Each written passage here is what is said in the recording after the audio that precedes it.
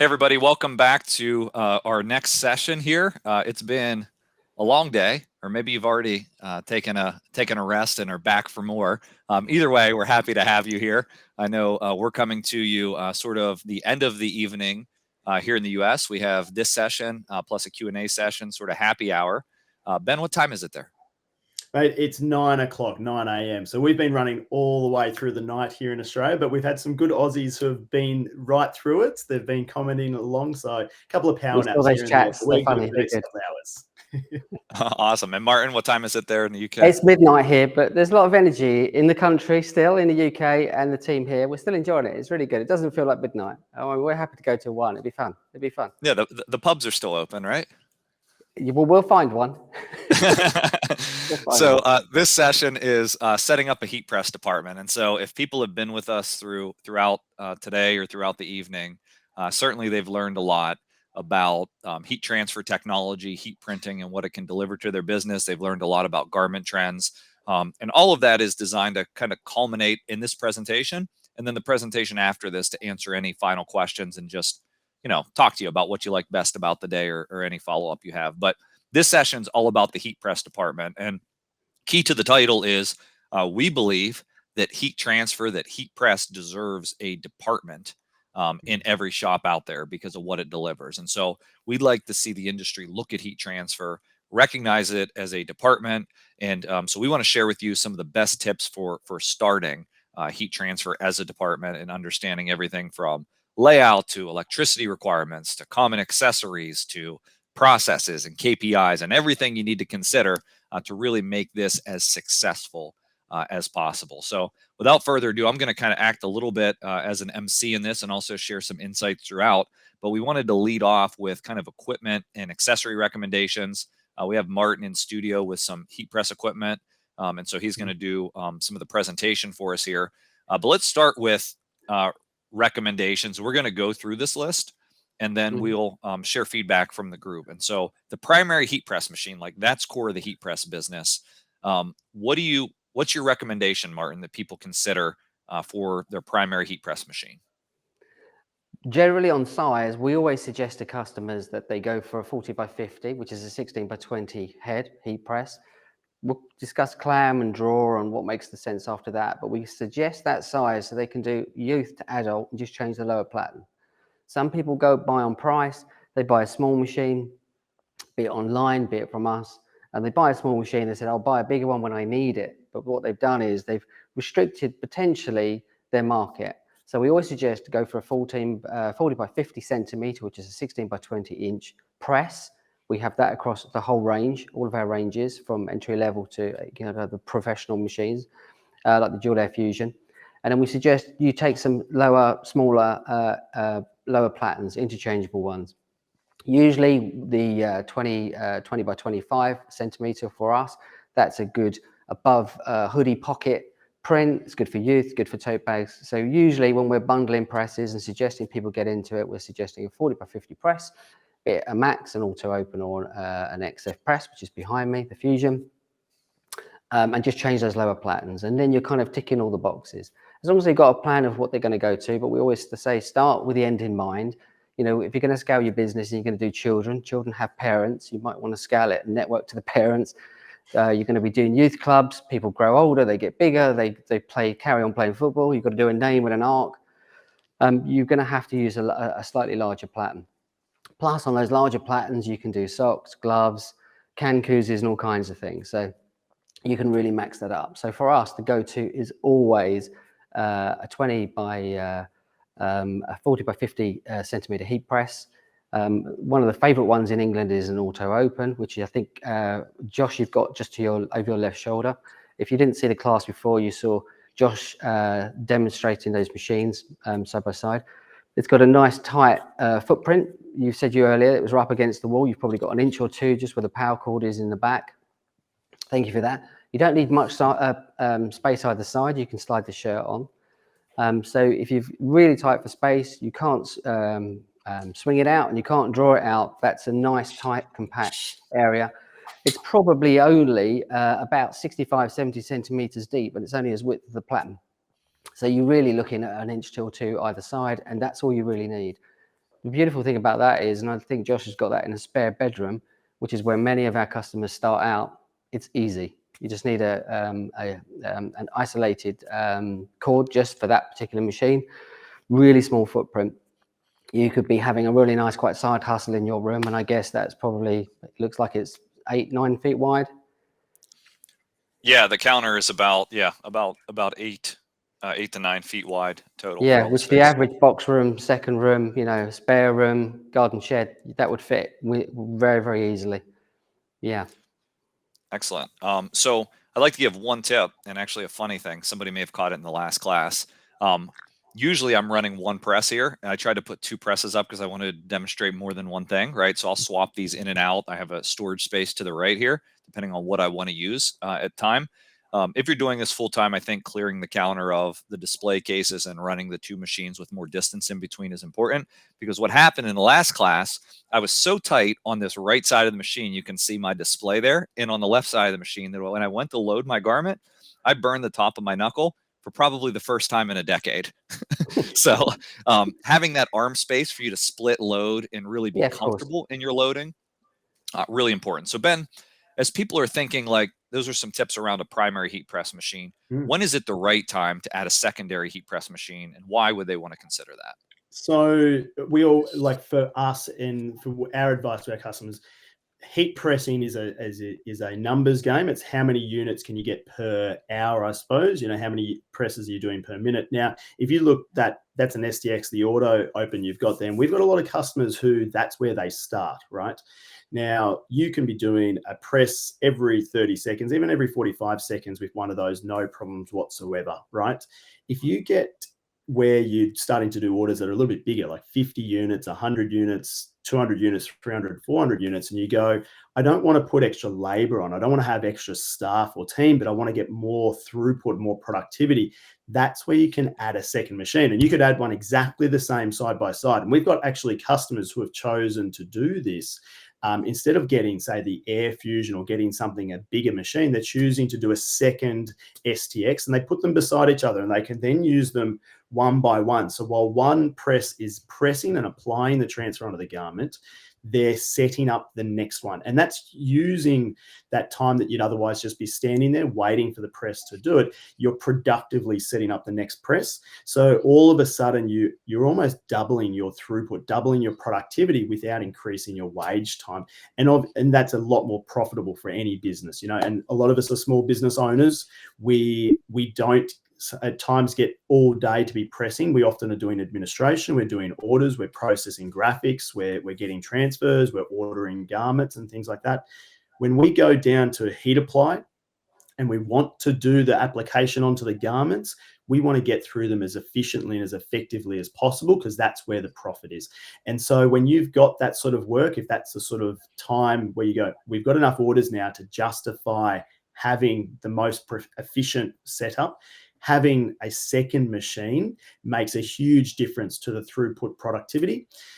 The only other time, exactly like what you've got there, Josh, is if you wanted to diversify and go, okay, we've got one press for doing the shirts, the front, the back, the sleeves, or something, but we want a cap press, and we want to diversify into doing, obviously caps, of course, but you could be then doing neck labels and stuff like that with that as well. You could be doing sleeve presses with the 360, but it opens you up to doing the cap. So again, when do you get a second press? It's when you want to either diversify and go into other products, or you're looking for that efficiency where it's a reduced cost of actually producing the garments. Excellent. Great tips. So the next area we wanted to navigate just quickly is like must-have accessories that any heat press business should own. We talked a little bit about platens. I'm going to ask if we can take Martin full screen, if that's possible, so he can walk through some of the recommended accessories that he has. Yeah, generally with accessories, I'm a big fan. If you know what the project is, you know what the actual activity is, the job that's in hand, is you make sure you've got everything close to hand. This is a little setup, fairly typical. We've got garments coming in, got our works orders with us. Ben related to this earlier in the day, is that, I don't want to be taking those out and wondering which size fits what. I want to make sure that's prepped. So when I get to the heat press and I turn it on and I start using electricity and generating heat, I want to be ready to rock and roll. I want my transfers cut to size. and I want to make sure that I've got the works order with every order. So there's no confusion here. I don't want to put the wrong print on the wrong shirt. But I also want all my accessories for the job. So for this one, for instance, if I was going to be doing a sleeve or a front pocket print, a full size print, and I wanted to do a sleeve, I'd want to have all those things with me for that particular job. But I don't actually want to clutter my workspace with things I don't really need for this job. So I really want whatever I need for the particular day's productivity, and I want it close to hand. I don't want to be moving too far away, because I'm really only adding value, and I really need to have my eye on the quality here. I don't want to be confused and worrying about I've got the wrong box and wrong everything. So I want a nice, clean, tidy area. I'm a big fan of only having worktop spaces that I can wipe down. Don't like coffee rings, don't like any of those things around. I just want the work that I need to be doing. Clear, open spaces. We're actually utilizing our carts here because what I'm a big fan of is sometimes when people have fusing departments, we've got many customers over the years that tell us that they bring 100,000 shirts in a year to a building. They take it up 2 flights, or they take it to the end of the building, fuse it, and then take them all the way back. And we say, these are on wheels. Why don't you take the presses, bring the shirts in, and just reduce the tack time? You've got a forklift driver, pump truck, movement, motion, waste. Doesn't make any sense. So if I'm going to be doing these jobs, I want all my accessories nearby.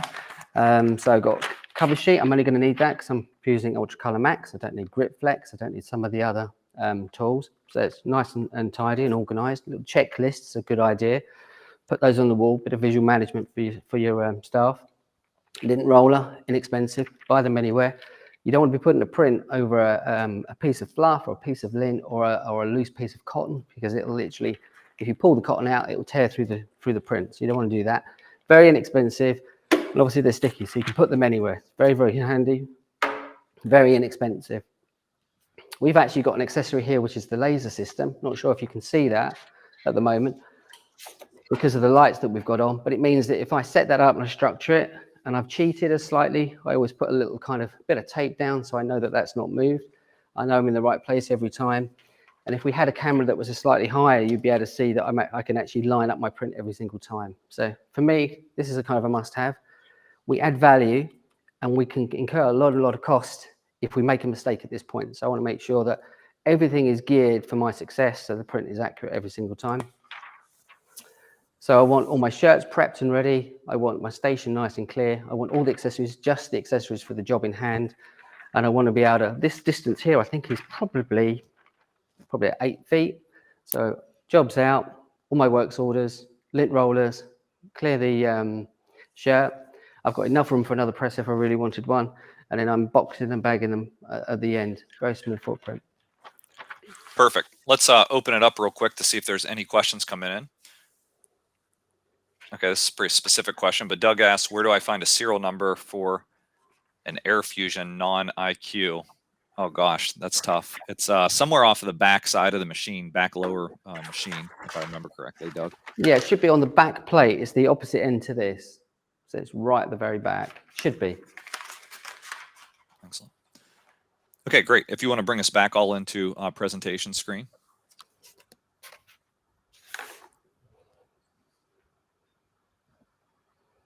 Let's talk a little bit. So that's a little bit about recommendations, accessories. Before we move on, Ben, anything you'd like to add to that list?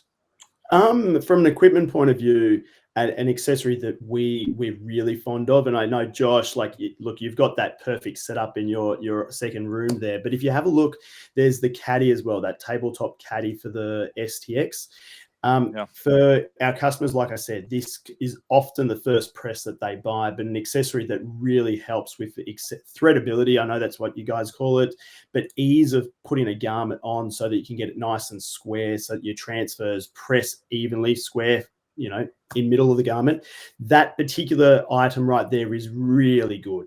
You cannot take away from the fact, just lifting the press up a little bit, it's a little bit higher when you're putting onto a desk or some sort of table common around the house, that sort of thing. That threadless caddy actually lifts it up a little bit, gives a little bit better height as well, but allows you to literally slide a shirt right all the way under. It doesn't gather.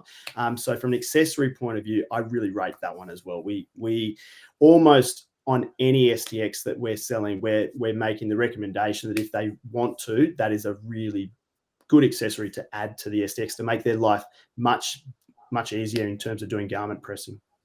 Yeah, it's a good point. Credibility makes so much difference to clients. Absolutely. That's absolutely critical. And my journey was when my daughter was growing up, this used to be the playroom where all of her toys were in. She's 14 now, so she doesn't need her Barbie dolls and everything in here. But when all that stuff was in here, I couldn't have my side hustle or my office in here. So I used to have the floor caddy, which is a freestanding caddy, which is still in my garage. And I would wheel the press into a landing pad in my garage and run production out there. Or if the football game was on TV, I'd wheel it out into the kitchen and press while I watch the game. Yeah. So that flexibility and that threadability, depending on your workspace, make it comfortable, make it convenient. Really a lot of ways to set it up, but the most important thing is that it works for you in your work pattern and that you have more space than you plan for. And that kind of aligns with the next requirement with thinking about bringing heat presses into your shop is thinking about electricity. And again, more is better, and plan to scale and grow. For instance, like with these machines, I could have never plugged both of these machines here in the US into one circuit. This machine in the US pulls 14.5 amps. This machine pulls 10 amps. And so a typical circuit is a 20 amp circuit or 15 in some older homes.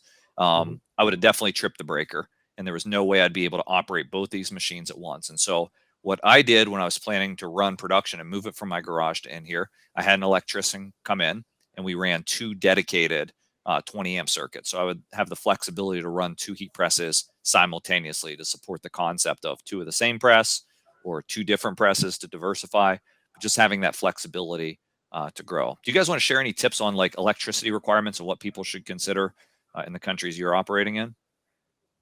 Look, here in Australia, we've got 240 volts. So I think 240 volts, same as the UK, whereas you're 110 over there, Josh. Right. But 100% 240 volt, we have 20 amp circuits as well. So we find we could run two SDXs on the same circuit. Okay, so we could have two small presses on the same circuit. But definitely if you're looking at growth, you've got to make sure. So you can have a look at the room behind us. Like in my image, if I move to the side here, you can see we've got presses running all the way down the wall. We've actually, when our electrician came in, we actually made sure that no power point beside itself was on the same circuit. So we have about 6 circuits in this room, electrical circuits in this room, which is highly unusual, other than we said, no, we're going to be running heat presses in here. And we know if we've got two presses right beside each other and we want to turn them on, we want them on different circuits. Okay. Yeah. So that's from a power point of view, understand where you want to be going and make sure you put them in early before you start tripping, because you certainly don't want to be doing that. It's not good for the machines, and also it slows them down in terms of the way that they heat up and stuff like that. So yeah. Same story. I mean, we've got common power supply to Ben, so it's a similar story here. We always say to people, every dedicated power line just for themselves. If they're looking to grow, get an expert in. It's pretty inexpensive to get it done. That's gonna pay back anyway. And if you're running a business from home, it's a business expense, so you're on your way. Yeah, absolutely. And how I run two presses at once here in the US is, again, this is 110 volt. So I had the electrician run two dedicated 20 amp circuits from my circuit box, right? And that allows me to make sure they're plugged in. You can kind of see it right above the corner of the press, like it's one outlet, but it's just split on two circuits to be able to plug in. And so I have 4 outlets actually back there, 2 dedicated 20 amp circuits. And what also I don't want to miss this is the press is plugged directly into the wall. No extension cords, no power strips, nothing in between that. If you're going to have an extension cord, make sure it's a thick enough gauge extension cord that's rated for the press. That's a quick recipe to not get accurate heat or to damage the electronics of your press, is by running them through a it's a very good point, Josh. I just want to go back to that again, is that in England, with the machines, they come with a certain shape of cord going into the machine. Luckily, they don't look like a kettle lead. They don't look like anything else. They only work on those machines. And it's essential that people use the right cord that comes with the machine for the machine. So when they're buying them like secondhand, they have to be very careful with that. But yeah, absolutely. We always recommend that people use the cord that came with it and a direct line straight into the wall. Absolutely. All right, let's pause for a little bit. We can come full screen with the three of us, and let's take some questions because I know there are some coming in from the audience before we continue with our recommendations on setting up a heat press department. Mm-hmm. So we got one firing in here any moment now.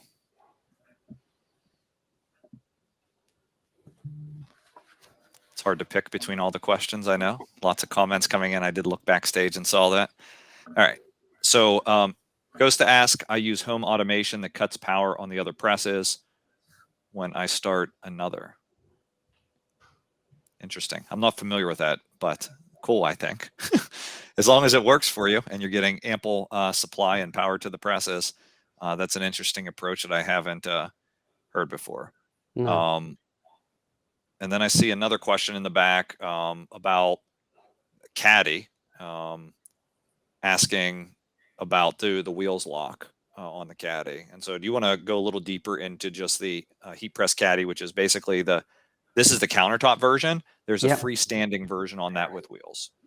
Yeah. We can't quite wheel one into shot, but we could try before we finish. What's really, with that, sorry, Martin, I don't want to cut you off, but the stand-up caddy, so the floor-based caddy, it not only has wheels, but it actually has feet that screw down. And so when those feet screw down, not only are you completely removing the wheel from the floor, so it's a solid base, but it allows you to perfectly level the caddy as well. So yeah, it's not just wheels that you lock.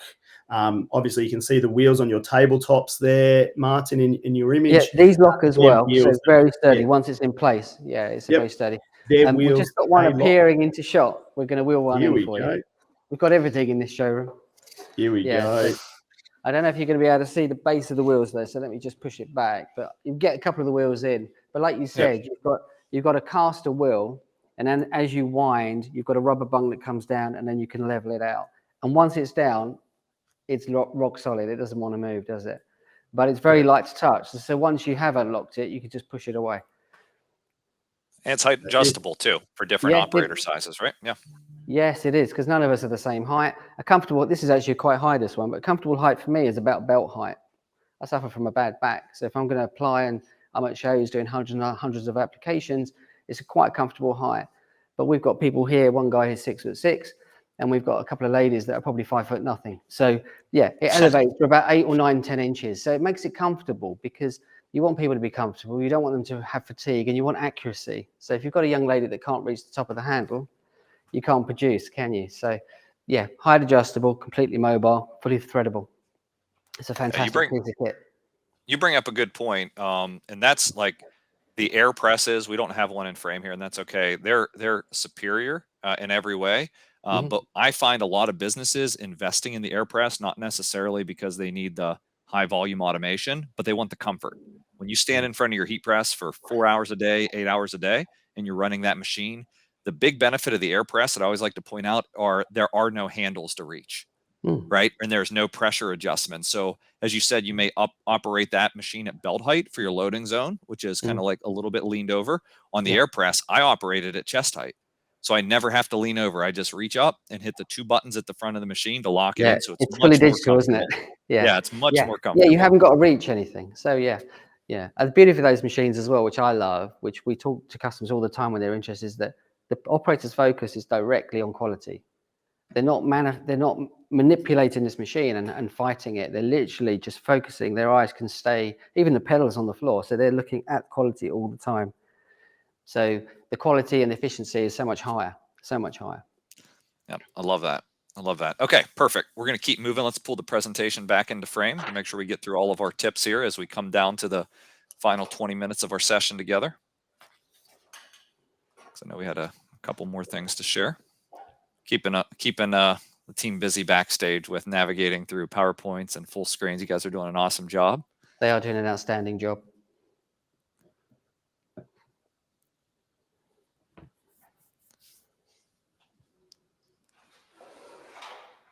I think it's coming. All right. That's all right. That's all right. I'll take a question while it comes. So Mike says the caddy is a game changer, allows loading shirts so much quicker. Oh, this is cool. Chris says I have a flip folder handy so I can fold a shirt when it comes off the press. Shirts then folded and stacked as I go. Nice. Wow. That's pretty awesome tip. Thanks for sharing that with everybody.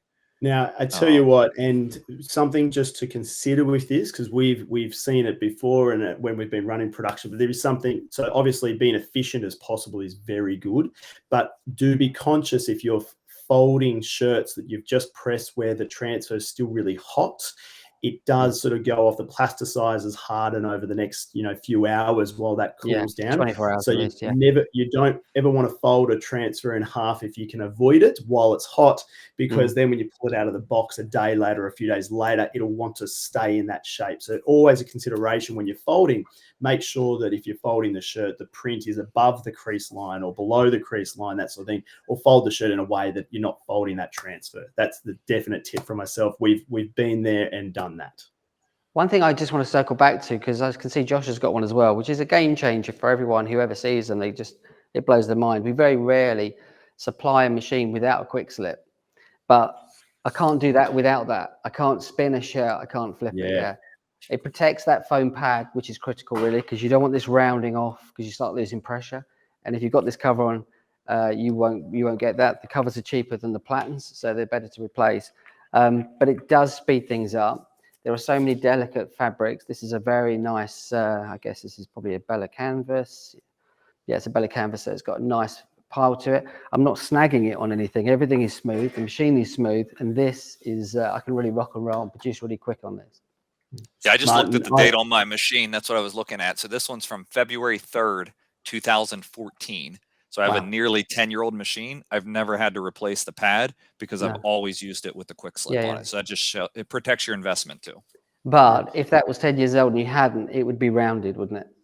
I probably would have replaced the pad by now for sure and paid a lot more money. And because it wears down, you start losing pressure further in. So people don't always see that, especially if they're doing large naming numbers, they start to lose adhesion on the corners and they don't realize why. It costs them a lot of money, more money than it would to replace the platen with reject. Yeah, and Kelly, you do not have to adjust the temperature or time when using a quick slip on the bottom.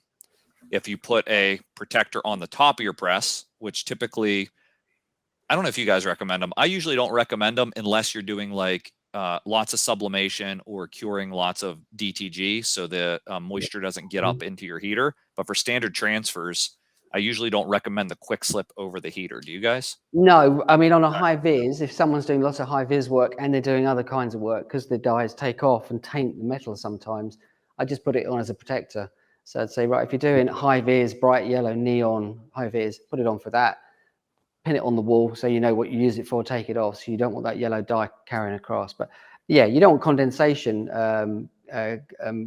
appearing inside either, because that's not going to do the machine any good. So yeah, we try and avoid it if we can. Okay, great.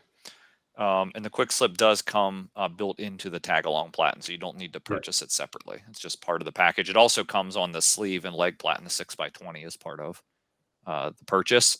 So that'll get you going there. All right, layout. We kind of jumped into this already, so we got a little sorry, ahead of it. I was so excited. No, it's great. It's great. We'll just remind people more space is better. So plan for space beside or behind the machine, especially if it's a swing away model and you want to use a swing away. And then, as you had mentioned, Martin, I think mobility is important, especially when you're staging and moving things around the shop. Because if you find a workspace that doesn't work particularly well, very easy to change it. I was very inexpensive. I don't have the nice heat printing carts to wheel around my house, but I have TV trays, right, that just fold up, and then I'll store them when I'm not using them alongside the refrigerator, and I'll bring them out and sit them to both sides of me and behind me whenever I'm running production to stack shirts, stack transfers, and handle finish shirts as well. Yeah. Any other tips, Ben? Good. Yeah, look, Josh, exactly the same. So we like fold out tables. So obviously the carts are amazing, but the fold out tables, if we were to go down and have a look at our factory, we'd have at least 14 to 16 fold out tables, just like your picnic fold out table. And we stack them away. We put them away onto shelving when we're not using them. But if you see the space, if I move to the right, you see the space here. If we're doing pressing production training and that sort of thing, every single one of these heat presses here would have a table beside the operator. So I'd expect an operator standing in front of the press, and they'd have a table to the left, table to the right. And what that allows them to do is have the garments to be pressed on the left, and then the garments, once they're pressed, they go to the right. the table in front of them has the heat press on it, and that's where they can put the transfers as well, so that they're nice and close and they're not getting knocked, that sort of thing. They're really nice and close to grab. And what we want is, we're talking about layout, we want people to take as fewer steps as possible. So if they're literally thinking they could plant their feet and just twist their hips as they pick up the shirt, press a shirt, twist the hip, put it down, then every second matters. When we're talking about pressing garments, if you can save 2 seconds before the press, 2 seconds afterwards, and you're doing 2 presses a minute, like those seconds add up, and all of a sudden 100 shirts takes, you know, X time compared to twice that if you're making those unnecessary movements. Yeah, I'd agree. Keep it modular as well. You don't want to, if you can, unless you can help it, don't be bolting things to the ground and don't be fixing things to the walls. No. The presses don't want to be right up against the wall anyway. You need a little bit of space sometimes. It's slightly different in a domestic situation because you are restricted by the boundaries of your property and usually a spare room. But keep it modular. You're going to grow. You're going to be more successful. You need to think that you're going to, you know, think with the end in mind, and make it scalable. So yeah, if you can put trestle tables up and move with it, and plus you get a big order, then you get a small order. You want to be able to use your facility for and that rentable space or the property that you purchased. Make best use of that. And just when I was setting up my spot, because I had the pain points in the garage, I created a little area underneath, and that's where I slide my trash can, right? And so I have the space underneath the press where I discard all the trash. That way I can have my shirts to my left and my transfers to my right, and be able to work through my finished shirts directly behind me. So while heat press is locked down, basically I'm laying out the shirt behind me, and then I'm making a full rotation to grab blank shirt, get ready to prep it down, grab the transfer, and go. So just little things like that. And even, you know, building with drawers, so you have your pillows and accessories nearby, but enclosed, so you can tuck them away when you're not using them. And So Josh, little you ways. spoke about something in one of the earlier classes, was that you can order t-shirts just in time, blank apparel. You can buy transfers just in time. You need the machine, but that's really all you need. You don't need to be buying 10,000 t-shirts because you will print on them that year if they're black or white. You can just buy them as you need them. So just in time ordering, delivery, ship it in, ship it out, invoice quickly, repeat, repeat, repeat. You don't need lots and lots of space. You don't need fancy offices. You just need a small, tight cell that you can scale up. Excellent. Some other tips we want to share, and then we're going to come back to your questions. A good department has processes, right? If you hope to be able to onboard people and train people and grow the business, not only do you need to pay yourself, as we covered earlier, but you need to have documented processes. And so when we talk about documenting processes, I just wanted to kind of open it up for some areas that we think that decorators need to address. What processes do they need to have documented that are translatable to new employees as they grow? Look, I was going to say, for us, what we say is obviously that we recommend, say it's 150 degrees Celsius, 10 seconds, but there's different temperatures and times for different fabrics. And there was obviously the what fabric and pressing different fabrics earlier session, but for certainly documenting if they're going on to polyester versus cotton and having approximate temperatures already predefined is a really good starting point, because different fabrics, different temps and times will work better. And so documenting that, really critical right from the get-go starting point when giving somebody an indication of where to start in terms of starting their pressing. First one I'd be documenting. Yeah, 100%. I'd also recommend documenting like something as simple as how the garment should be staged, right? Yes. And so if you hope to hire somebody because your volume picks up, you may have a dedicated person receiving garments, shipping garments, and staging the work. Number one goal is to get that heat press operator operating the heat press and not doing a bunch of other things, as you've heard. So think about the whole life cycle of the order through the department and document how you want that to flow. And so you can kind of break apart that entire process and assign it to specific employees and make sure it's managed well. Yeah, and it doesn't just need to be written. Obviously, you could do it as a video.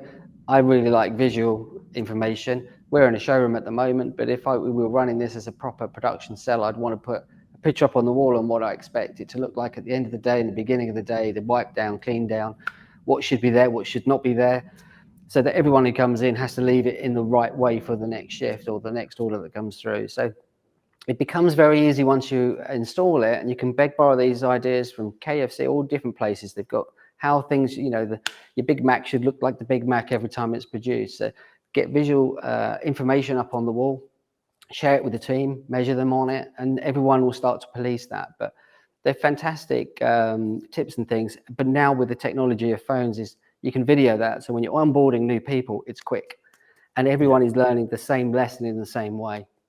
It's not like Chinese whispers where everyone kind of falls down. So your quality should stay the same. If you're going to make any errors, they should be fairly limited, and you know where to go back on that operating procedure of where are we going wrong? Is it at the setup? Is it fusing? Is it prepping? Or the works orders are wrong with the wrong transfers? It's an easier way to train the staff and improve any potential mistakes and costs, for sure. Yeah, so when you have a standard, you can measure against the standard, and that's critical. And so, speaking of measurements, there's a lot of things we can measure in a heat press department to create success. And so, we wanted to talk briefly about what you may want to measure in your heat press department. And actually, a lot of people don't realize sometimes the heat press can measure it for you on some of the units. And so, we put some ideas on the board. Ben, would you mind talking through, whatever one strikes you? Look, KPIs, we certainly, when we're pressing, we like to keep to a cadence, okay? And to be honest, like using the dual fusion, it can set a cadence. And I know that the fusions, they count the something, but guys, key performance indicators, we like to set a goal in terms of what we believe we can achieve. And ideally, if I was pressing or I was teaching someone to press, I'd be wanting them to do 2 presses a minute. So that's 1 application every 30 seconds, okay? Now, if they're just starting out, you might give them a little bit more of a grace period. But the way you measure that is we actually like to put a clock in front of a press and make it an analog one that's like ticking around. It's a bit like the clock at a swimming pool, sort of thing in terms of your laps. But you'd be really surprised how much time you have when doing a 10-second application, when you've got 10 seconds to slide the shirt on and put the transfer on, 10-second press, you get yourself ready. You've then got 10 seconds to open up, peel, and take away. So measuring your cadence of pressing is really important, because if you don't, it's very easy to slow down and all of a sudden check your phone. Oh, gee, you might just go to the bathroom for a second, like lots of distractions can come in. But if you're actually measuring 1 press every 30 seconds, you'll find that the job does move really quickly, and you get to the end of the job and go, gee, well, that just happened, right? If you do that for 50 minutes of that 60 minutes, you give yourself your 10-minute break at the 50-minute mark. You have 10 minutes off, and that's sort of thing. So measuring cadence is really important for us when we're teaching people to press and when we're trying to get them profitable and productive. Excellent. Martin, anything you would want to add to that? Yeah, I mean, impressions is important. You've got to kind of take an average, because if you've got a team of people, it's not going to be the same.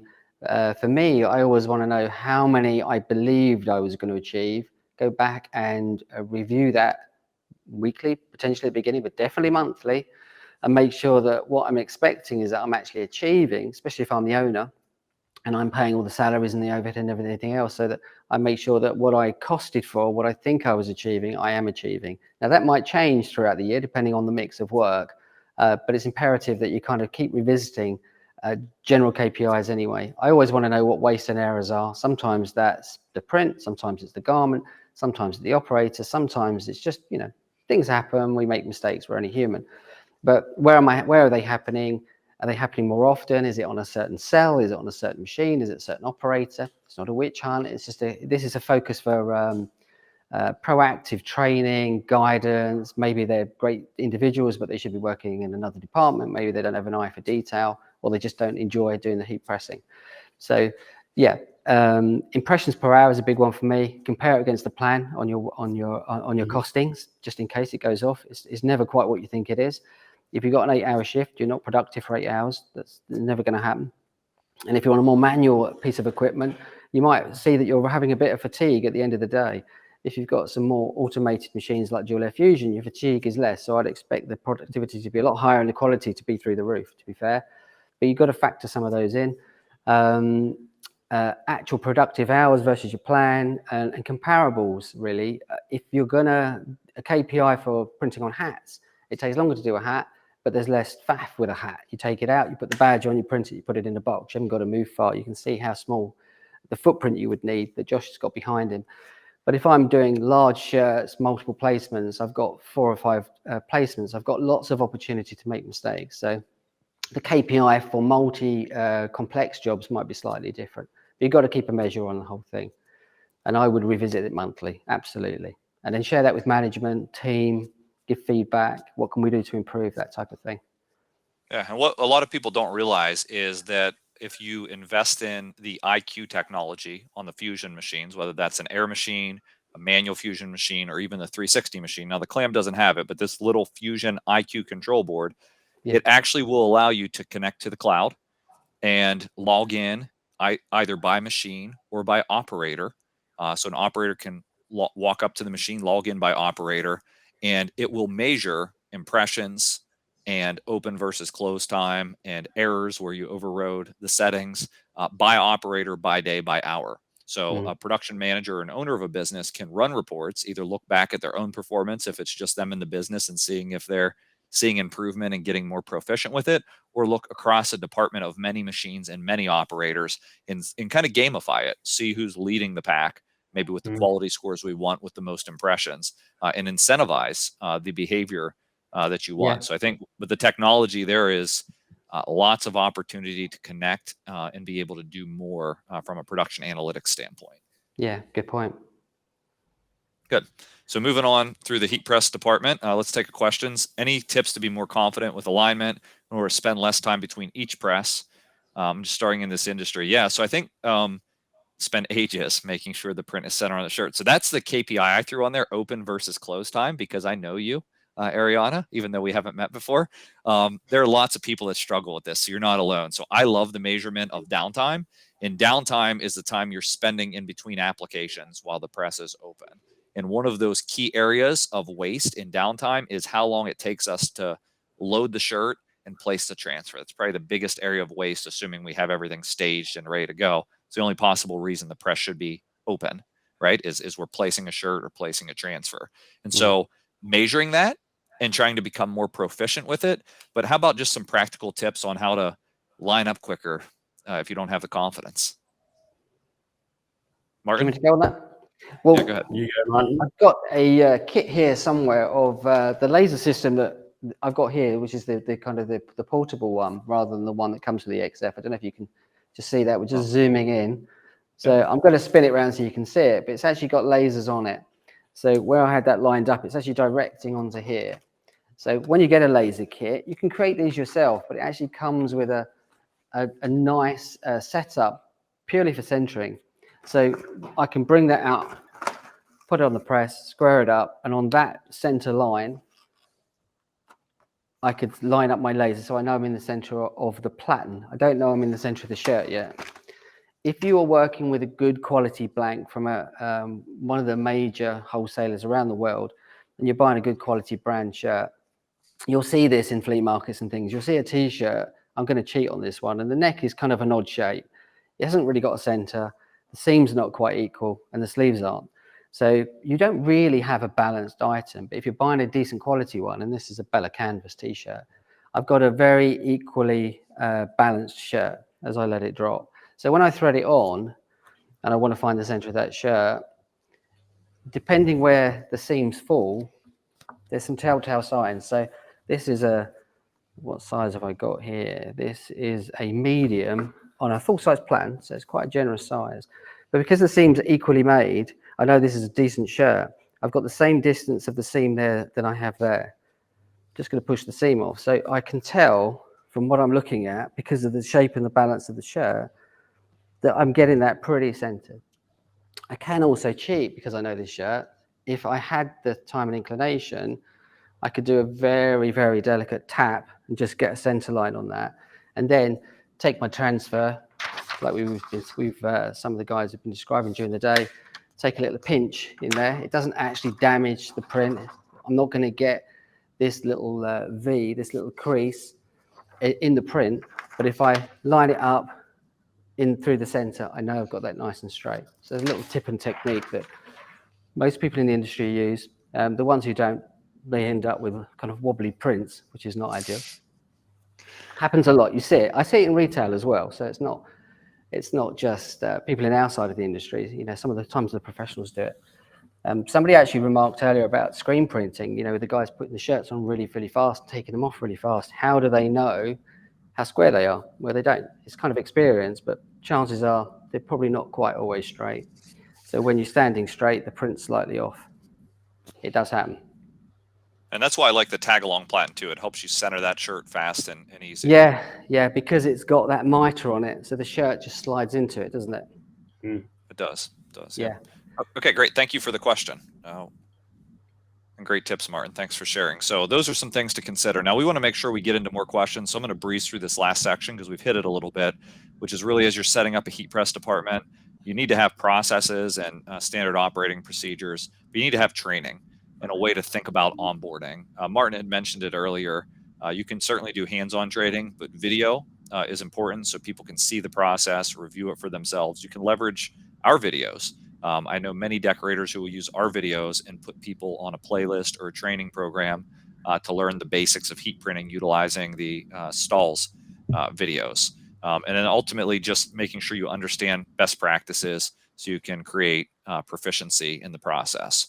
So we're going to come back to full screen. We're going to take some questions and share some final thoughts as we lead up to our major questions session, which is happening here in about 14 minutes.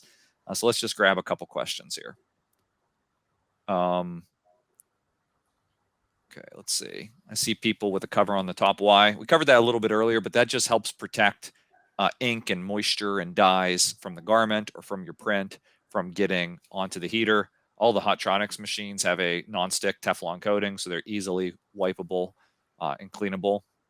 Probably something else you should have in your heat press department is like a non-abrasive industrial hand cleaner or something to clean up your press. You will see some DTG users using that just to kind of on pre-treat, so they're not contaminating their upper platen. Absolutely. 100%. Let's take two more questions here. What kind of downtime do you give your clamshell to cool down? So I assume you mean before I move it. Like it's still probably 200 degrees, I would say. So it'll be completely cool, I would say, in about an hour, hour and a half back to room temperature. Then I would feel comfortable closing it, putting my screw back in the top to hold it closed, and then moving it, off of the table to place wherever I'm going to store it. But in most cases, I'm just going to leave it sit here in the open position. It can stay in the open position during cool down. It's good to know it retains its heat though, right? It does retain its heat. That's that thick heater. It cools down a little slower than other machines. So that's a good thing. Yeah. Tyler, good question. Templates for shop layouts. I'm setting up a middle school screen printing heat press department. Would love advice on how to set up my operation for maximum efficiency. We don't, but that's a great content idea. Do you have anything, Martin or Ben? I was actually looking for it earlier prior to this. It goes back a couple of years, but the logic is the same. It's tight cells. But, I think that is something that we should probably build and share with everyone. Yeah. If we dimensions and footprints for the machines, absolutely. You can see the sort of space that we've got here where we're showing all of our presses running down to the back. If you just took like a sort of a small section of that, effectively each machine has its own table. So just like you've got there, Josh, but obviously if you were to take the shelving off, so each press has its own table. And then and that's a static table that press lives on. And then obviously we bring in those removable tables. Now we're using trestle tables or folding tables, but obviously, Martin, you've got those trolleys as well. They're great ideas. And there's some suggestions in the comments around some trolleys that are available as well. We bring trolleys in. So setting up a heat press station or a heat press area, you can do it along a wall like this where they've got access to power. There's not extension leads and things like that. Making sure that you've got good space between the presses, though, is really important. So a table width and have those tables available that you bring in beside you, and you create a U shape. Effectively, that's the best way, a U shape. But if you can't do a U, do an L. For each station, so that you got your garments beside you, your heat press in front of you, your transfers beside or just underneath your heat press. That is by far, and any accessories if you need them there where the heat press is, that is by far the most effective way to set up. Josh even mentioned it, an additional table behind you. So if I try to sort of say about, move my hands around it, like back this way.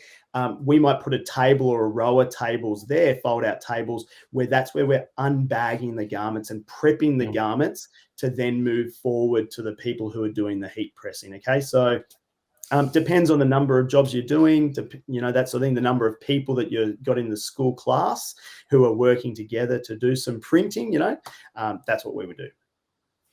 All right, great tips. I see lots of other comments and questions in the chat, so I want to thank you all for your participation. Ghost, I peeked in on your question. I do have my vinyl cutter. It's sitting right over there. Don't use it as much anymore, but I still use it for quick turn, special effect vinyls, those sorts of things. So with DTF, I find it more convenient with my available time not to have to cut and weed as much. So I just order the transfers if I can and press them on because I value my time after work. And being able to spend a little time on some other things other than business. And so should everyone. And so, yeah, and so I don't use the cutter as much, but it's still there, and it's a great tool for when I need something fast, quick, or a special effect. Our next session, thank you, gentlemen. Our next session is going to be a Q&A, and it's a happy hour. And so that was designed for you if you're in the U.S. market to grab an after-dinner drink or maybe a before-dinner drink if you haven't eaten yet. You're going to grab a nightcap, I guess, in the UK, from what I've heard. And in Australia, you're going to go ahead and have a mimosa or Bloody Mary, a little breakfast drink. Correct. That's it. Or just coffee or water's fine too. But yeah. grab your drink of choice. It could be just they're going to go to bed, I think. It's going to be 1 o'clock. So. Yeah, so grab your drink of choice. But more than that, bring your top questions from the whole day. We're going to have our whole panel, most of the panel of presenters on live with you. We're going to be enjoying a drink, having some fun, and answering your final questions before you go back and get some rest and then watch a replay, hopefully. So thanks again, guys. We'll see you back here in about 8 minutes. Great. Thank you. Thanks, guys.